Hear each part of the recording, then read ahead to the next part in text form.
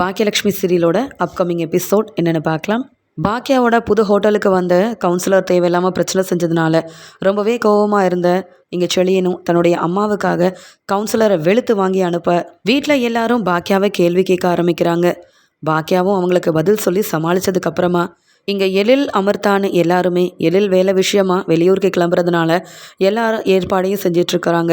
இங்கே எழில் அமர்த்தா நிலான்னு எல்லாருமே வெளியூருக்கு கிளம்பிட்டு இருக்கும்போது அங்கே இருந்த கோபியும் எழில்கிட்ட ரொம்பவே சந்தோஷமா, நீ உன் வேலையை மட்டும் நல்லபடியாக முடிச்சிட்டு வா, 2 மாதம் கழிச்சு நீ வரும்போது உனக்காக நாங்கள் எல்லாருமே காத்துட்ருப்போம், நீ உன்னுடைய வேலையில் முன்னேறதை பார்க்க ஒரு அப்பாவாக இருந்து எனக்கு ரொம்ப சந்தோஷமாக இருக்குது அப்படின்ற மாதிரி சொல்லிகிட்ருக்க. உடனே இங்கே ஈஸ்வரி சொல்கிறாங்க, பாத்தியா எழில், உன் அப்பா நீ முன்னேறதை பார்த்து சந்தோஷப்படுறான் கோபி, ஆனால் உன் அம்மா தனக்கு ரெஸ்டாரண்ட் தான் முக்கியம்னு நேற்று தான் பெரிய பிரச்சனை நடந்திருக்கு, இன்னைக்கு கிளம்பி போயிட்டா.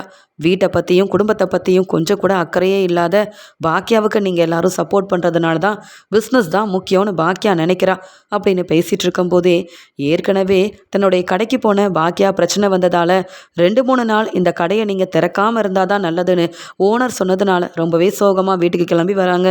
வீட்டுக்கு பாக்கியா வந்த உடனே ஈஸ்வரி, பாத்தியா எழில், நீ வெளியூர் கிளம்புற, அதை பற்றியெல்லாம் பாக்கியாவுக்கு கொஞ்சம் கூட அக்கறையே இல்லை. உண்மையாக உன் மேலே அக்கறை இருந்திருந்தா பாக்கியா இன்னைக்கு வீட்டில் இருந்திருப்பா. இப்போ கூட எதையோ நினச்சிக்கிட்டு ரொம்ப சோகமாக உங்கள் அம்மா பாக்கியா வீட்டுக்கு வரதை பாரு அப்படின்னு சொல்லும்போதே இங்கே எழில் அமிர்தா எல்லாரும் வெளியூருக்கு போக கிளம்பி இருக்கிறத பார்த்த உடனே இங்கே பாக்கியலக்ஷ்மியும் கண்கலங்கிக்கிட்டே, எழில், நீ நினச்சது எல்லாமே உனக்கு நல்லபடியாக நடக்கணும், அமிர்தாவையும் நிலாவையும் நல்லா பார்த்துக்கோ, உன் வேலையெல்லாம் முடிச்சுட்டு நீ நல்லபடியாக திரும்பி வரணும், அதுதான் என்னுடைய ஆசை. என்னை பற்றியோ வீட்டில் இருக்கிற பிரச்சனையை பற்றியோ நீ நினைக்க வேண்டாம், எல்லாத்தையும் நான் பார்த்துக்கிறேன், நான் சமாளிச்சுக்கிறேன் அப்படின்னு சொல்கிறாங்க. உடனே எழில் அமிர்தான்னு வீட்டில் உள்ளவங்க எல்லார்கிட்டையும் சொல்லிட்டு அவங்க வேலை விஷயமா வெளியூருக்கும் கிளம்பி போகிறாங்க. இதை பார்த்துட்டு இருந்துட்டு இங்கே ஈஸ்வரி ரொம்ப கோவமாக பாக்கியா கிட்ட பேச ஆரம்பிக்கிறாங்க. ஏன் பாக்கியா, உனக்கு பொறுப்புனா என்னென்னு தெரியுமா? நீ எல்லாம் முன்ன மாதிரி இல்லை. உன் பசங்க சந்தோஷமாக முன்னேறதை பார்த்துட்டு வீட்லேயே இருக்கிறத விட்டுட்டு பிஸ்னஸ் தான் முக்கியம்னு நீ பாட்டுக்கு கிளம்பி போகிற. இப்போ கூட நீ சரியில்லை பாக்கியா. ஏதோ பேசணுமேனே எழில்கிட்ட பேசி அனுப்பியிருக்க. ஆமாம், என்ன ரெஸ்டாரண்ட்டுக்கு கிளம்பி போனேன், உடனே வீட்டுக்கு திரும்பி வந்துட்ட, மறுபடியும் யாராலையும் பிரச்சனையான்னு கேட்குறாங்க. உடனே கோபியும், பாக்கியா நான் சொல்கிறேனேன்னு தப்பாக நினைக்காத, அந்த சின்ன ஹோட்டலை நீ நடத்தியே ஆகணுமா? அது மட்டும் இல்லாமல் அம்மா சொல்கிறத நீ கொஞ்சம் கேட்கலாம், யோசிக்கலாம்ல. அந்த ரெஸ்டாரண்ட்டால் நம்ம பசங்களுக்கு பிரச்சனை வருதுன்னா அப்படிப்பட்ட பிஸ்னஸ் உனக்கு தேவையான்னு கேள்வி கேட்குறாங்க.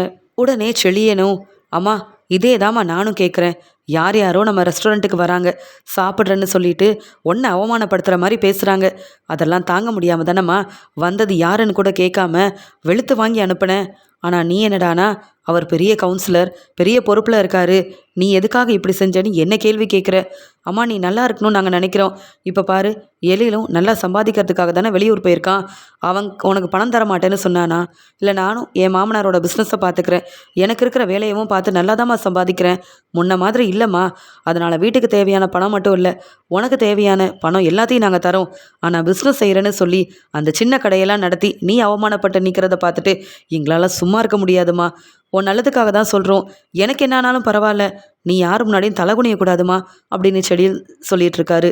வீட்டில் எல்லாரும் ஒரே மாதிரி பேசுகிறாங்க.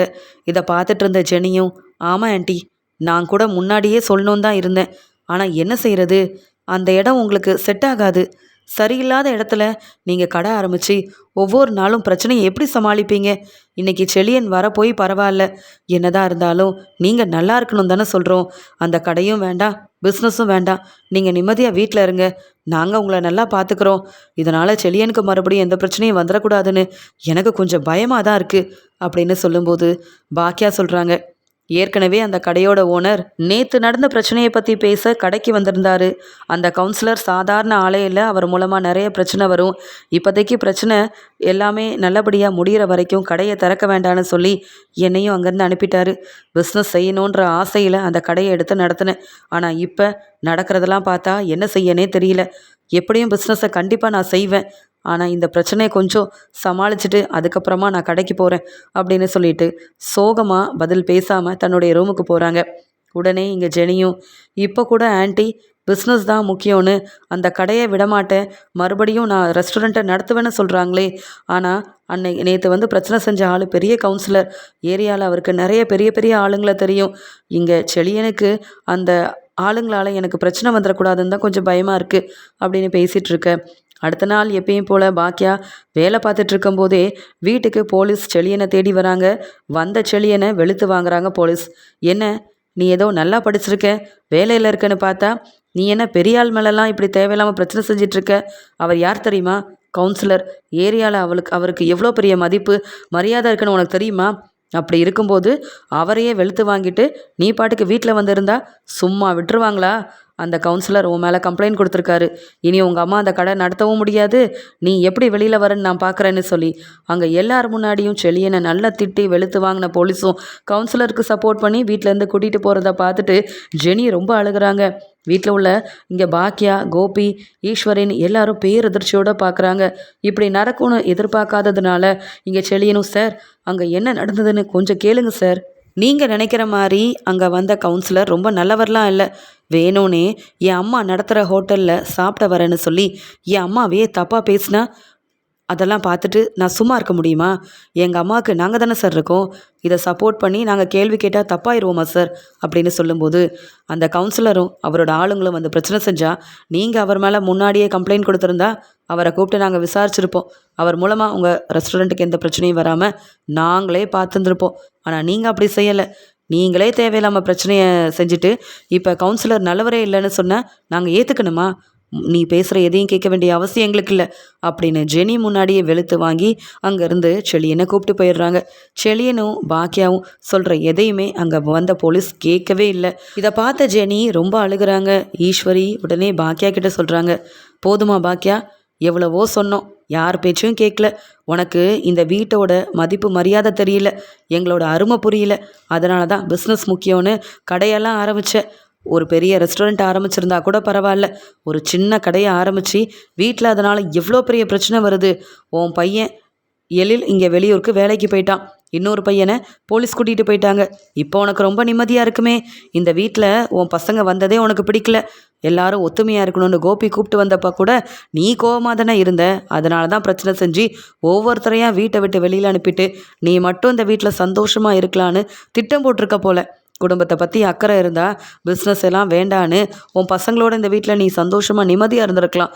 ஆனால் இந்த வீட்டில் எல்லாரும் கஷ்டப்படுறதுக்கு காரணமும் நீ தான், நிம்மதி சந்தோஷம் இல்லாமல் இப்படி அழுதுகிட்டே நிற்கிறதுக்கு காரணமும் நீ தான் அப்படின்னு சொல்கிறாங்க. அத்தை, நான் என்னத்தை செஞ்சேன்? நான் நேற்று செழியனை கடைக்கு வர சொல்லவும் இல்லை, இந்த பிரச்சனையை செய் அப்படின்னு சொல்லவும் இல்லையே. ஏதோ அந்த கவுன்சிலரால் பிரச்சனை வரது உண்மைதான். அதுக்குன்னு இங்கே செழியன் கோவப்பட்டிருக்க வேண்டாத்த, நான் எதுவாக இருந்தாலும் சமாளிச்சிருப்பேன் அப்படின்னு சொல்கிறாங்க. இதை கேட்ட ஜெனியால் தாங்கிக்க முடியல. செழியன் தன்னுடைய அம்மாவுக்கு பிரச்சனை வந்த உடனே இங்கே பாக்கியா ஆண்டிக்கு சப்போர்ட் பண்ணி இருந்திருக்கான். ஆனால் செழியனை நான் கடைக்கு வர சொல்லலை, செழியனால் தான் பிரச்சனை வந்திருக்குன்னு இப்படி ஆண்டி பேசுகிறத என்னால் ஏற்றுக்க முடியாதுன்னு நினச்ச ஜெனி ரொம்ப கோவமா, ஆண்டி நீங்கள் பேசுகிறதெல்லாம் சரிதானா? நாங்கள் எல்லாரும் அந்த கடை வேண்டான்னு சொன்னால் நீங்கள் கேட்கல. இந்த பிஸ்னஸ் மூலமாக நீங்கள் என்ன நிறைய லாபம் பார்த்து அதிகமாக சம்பாதிச்சிட்டிங்களா? உங்களுக்கு பிரச்சனை வருதுன்றதுக்காக தான் இங்கே செழியன் அங்கே பெரிய பிரச்சனை செஞ்சுட்டு வந்தார். இப்போ போலீஸ் வந்து கூப்பிட்டு போயிருக்காங்க. அது மட்டும் இல்லாமல் அவமானப்பட்டு நிற்கிறது நீங்கள் மட்டும் இல்லை, நாங்கள் எல்லாரும் தான். உங்களுக்கு சப்போர்ட் பண்ண போய் தான் செழியனுக்கு இப்படி ஒரு நிலைமை வந்திருக்கு. ஆனால் நீங்கள் என்னடானா செழியன் பொறுமையாக இருந்திருக்கணும், செழியன் செஞ்சது தப்பு, செழியன் தான் பிரச்சனை செஞ்சான்னு இப்படி செழியன் மேலே தப்பு இருக்க மாதிரி பேசுகிறீங்க. அப்போ உங்கள் மேலே தப்பே இல்லையா? இனியாவை பெரிய இடத்துல கல்யாணம் பண்ணி கொடுத்துருக்கோம். அவங்கக்கிட்ட தேவையில்லாமல் பிரச்சனை செஞ்சு இனியாவோட மாமனார்கிட்ட 50 லட்ச ரூபா பணம் நீங்கள் வாங்கினதே முதல்ல தப்பு. அது மட்டும் இல்லாமல் என்னதான் இருந்தாலும் இனியாவோட மாமனார் மாமியார்னு எல்லாரும் நம்மக்கிட்ட நல்லா தான் பேசுகிறாங்க. உங்களுக்கு பிஸ்னஸ் முக்கியம், ரெஸ்டாரண்ட் முக்கியன்றதுக்காக எல்லாரையுமே தப்பாக நினச்சிட்டு இருந்தா அப்புறம் உங்களுக்குன்னு யார் தான் சப்போர்ட் பண்ண வருவாங்க? நீங்கள் என்ன செய்வீங்களோ தெரியாது. ஆனால் நீங்கள் செழியனை உடனே வெளியில் கூப்பிட்டு வரணும். செழியன் இல்லாமல் நான் எப்படி தனியாக இருக்க முடியும்? இதுக்கு தான் இந்த வீட்டுக்கு வர வேண்டான்னு செழியன்கிட்ட எவ்வளவோ சொன்னேன். நீங்கள் எல்லாரும் ஒத்துமையாக இருக்கணும்னு கூப்பிட போய் தான் நாங்கள் இங்கே வந்ததுனால இப்படி அவமானப்பட்டு நிற்கிறோம். செழியனுக்கு நீங்கள் என்ன பதில் சொல்ல போகிறீங்க? உங்களால் தான் செழியனை கூப்பிட்டு போயிருக்காங்க. தப்பு செய்யாத செழியனை எல்லாரும் முன்னாடி திட்டுறது, அவமானப்படுத்துறதுன்னு நீங்கள் செஞ்ச எல்லாத்தையும் நாங்கள் தாங்கிட்டு இருந்தோம். அதுக்குன்னு உங்களுக்கு பிஸ்னஸ் முக்கியம்னா நாங்கள் முக்கியம் இல்லைன்னு நினச்சா எங்களை வீட்டை விட்டு வெளியில் அனுப்பியிருக்கலாம். இல்லை நாங்களாவது இந்த வீட்டுக்கு வராமல் இருந்திருக்கலாம். பாருங்கள் இப்போ நாங்கள் எது சொன்னாலும் நீங்கள் கேட்க மாட்டீங்களா அப்படின்னு ஜெனியும் ரொம்ப கோவமாக அழுதுகிட்டே பாக்கியாவை திட்ட ஆரம்பிக்கிறாங்க. ஜெனி இப்படி பேசுவாங்கன்னு எதிர்பார்க்காத பாக்கியா பதில் பேசாமல் கண் கலங்கி நிற்க உடனே கோபியும், பாக்கியா உன்னாலே பதில் பேச முடியல பாத்தியா?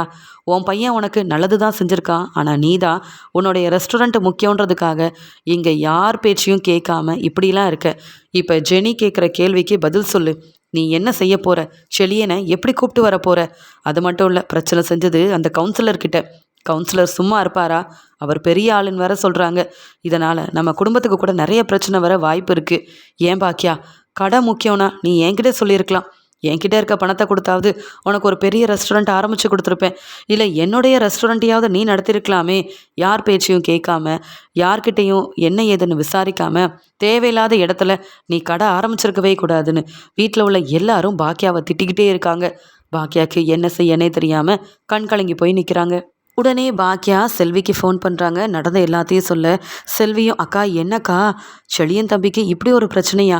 இப்போ என்னக்கா செய்ய போகிறேன்னு கேட்க, செல்வி நீ கொஞ்சம் கிளம்பி வா. வீட்டில் யாரும் என்னை புரிஞ்சிக்காம இப்படி போலீஸ் வீட்டுக்கு வந்ததுக்கு காரணமும் நான் தான்.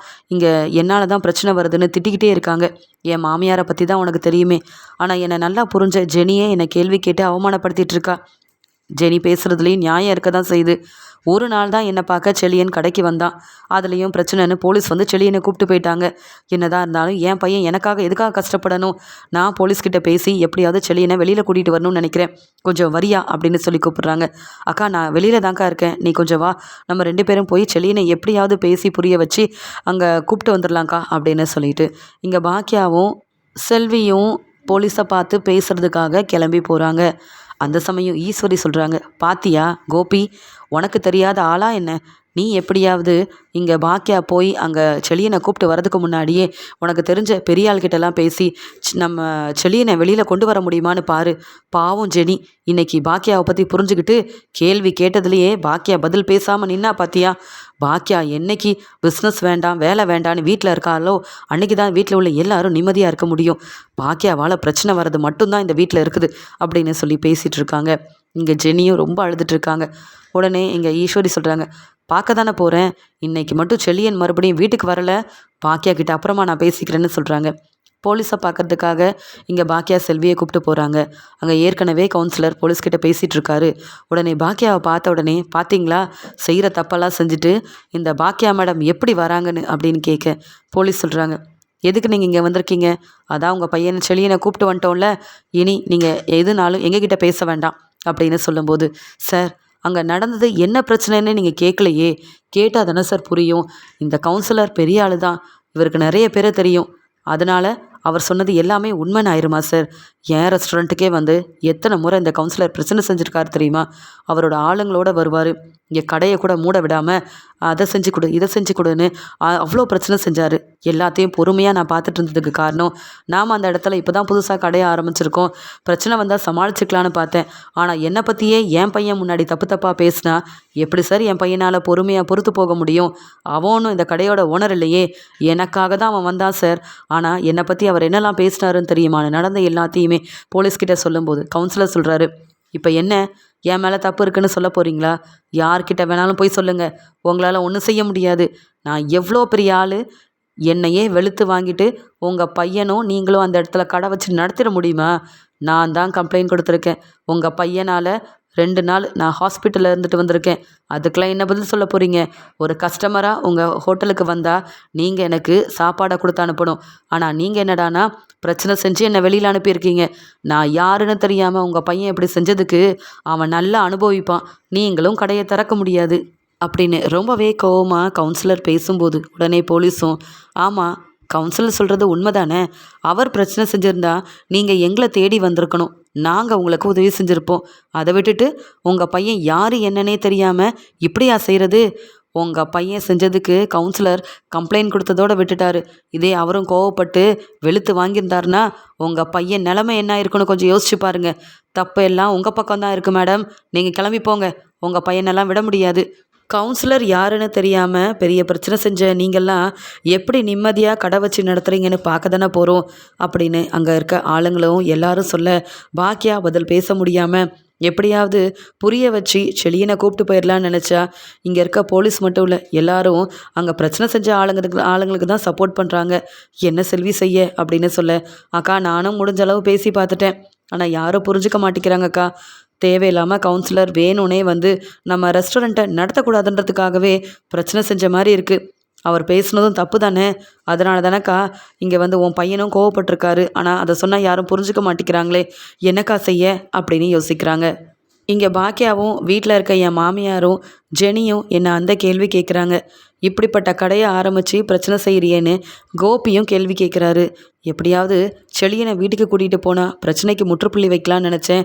ஆனால் நான் நினச்சது எதுவுமே நடக்காது போல செல்வி, என்ன செய்யணும் தான் தெரியல அப்படின்ற மாதிரி யோசிக்க வீட்டுக்கும் கிளம்பி போகிறாங்க பாக்கியா. இங்கே ஜெனி உடனே வந்துட்டு, ஆண்டி செழியனை கூப்பிட்டு வந்துட்டிங்களா? செழியன் வந்துட்டானா? எந்த பிரச்சனையும் இல்லாமல் செழியனை விட்டுட்டாங்களா அப்படின்னு கேட்க, இங்கே பாக்கியா, இல்லைம்மா ஜெனி, நான் சொல்ல வரதை புரிஞ்சுக்கோ. அது மட்டும் இல்லை, அந்த கவுன்சிலர் ரொம்ப பெரிய ஆள் போல், எல்லாரும் கவுன்சிலருக்கு சப்போர்ட் பண்ணுறாங்க. இங்கே தேவையில்லாமல் பிரச்சனை செஞ்சது இங்கே செழியந்தான்னு வெளியில் விட மாட்டேங்கிறாங்க. ஆனால் நீ கவலைப்படாத, எனக்கு தெரிஞ்ச எல்லாருக்கிட்டேயும் பேசியிருக்கேன், சீக்கிரமாகவே செழியனை நான் கூப்பிட்டு வந்துடுவேன்னு சொல்ல, எப்போ ஆண்டி, எப்போ நடக்கும்? உங்களுக்கு சப்போர்ட் பண்ணதுக்கு செழியனுக்கு இப்படி ஒரு நிலைமை வரணுமா? செழியனை நான் இங்கே கூப்பிட்டு வராமையே இருந்திருக்கணும். என் அப்பா அம்மா கூட என் வீட்டில் இருந்திருந்தா நாங்கள் நிம்மதியாக இருந்திருப்போம். இப்படி பிரச்சனையும் வந்திருக்காது. அப்பப்போ வந்து உங்களை பார்த்துட்டு போயிட்டு நிம்மதியாக இருந்திருப்போம். ஆனால் இப்போ பாருங்கள், செழியனை உங்களால் வெளியில் கூப்பிட்டு வர முடியல. அப்போ இந்த வீட்டில் இருக்க யாரும் எனக்கும் செழியனுக்கும் சப்போர்ட் பண்ண மாட்டிங்களா? உங்களுக்கு பிரச்சனைன்னு உடனே செழியன் வந்து சப்போர்ட் பண்ணால, ஏன்ட்டி இப்படிலாம் செய்கிறீங்க? நீங்கள் மட்டும் அந்த கடையை ஆரம்பிக்காமல் பிஸ்னஸ் முக்கியம் இல்லைன்னு வீட்டில் இருந்திருந்தா பிரச்சனையும் வந்திருக்காது, செழியனும் நானும் நிம்மதியாக இருந்திருப்போம். ஆனால் இங்கே நடக்கிறதெல்லாம் வேறு மாதிரிலாம் இருக்குது. உங்களுக்கு உண்மையாகவே குடும்பத்து மேலேயும் அக்கறை இல்லை, உங்கள் பசங்க மேலேயும் அக்கறை கிடையாது.